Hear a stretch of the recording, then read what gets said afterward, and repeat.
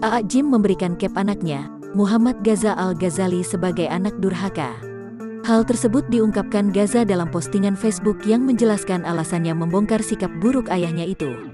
Dalam postingan yang viral di media sosial tersebut, Gaza mengaku sudah berbicara baik-baik kepada sang ayah. Mulai dari berdiskusi hingga meminta nasihat dari ulama, namun ia malah dicap sebagai anak durhaka. Bicara baik sudah, diskusi sudah, debat sudah, bicara dalil sudah, bicara qaul ulama sudah. Anda tahu apa hasilnya? Saya dicap sombong dan durhaka, tulis Gaza dikutip Senin.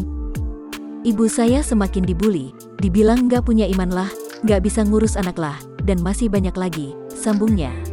Merasa sudah melakukan berbagai cara, Gaza pun berharap suara netizen bisa lebih didengar A.A. Gym dibandingkan dirinya dan para ulama yang dinilai sang pendakwah belum memiliki ilmu yang cukup.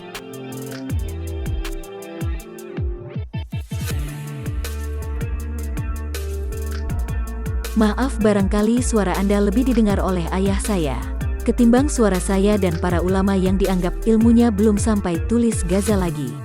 Di sisi lain, Gaza menilai membongkar sikap buruk A.A. Gym kepada Teh Ninih lewat media sosial sebagai cara terbaik untuk keluarganya. Meski demikian, ia tak lupa minta maaf lantaran telah membuat heboh. Ya, cara yang saya lakukan ini salah. Saya minta maaf kepada semuanya.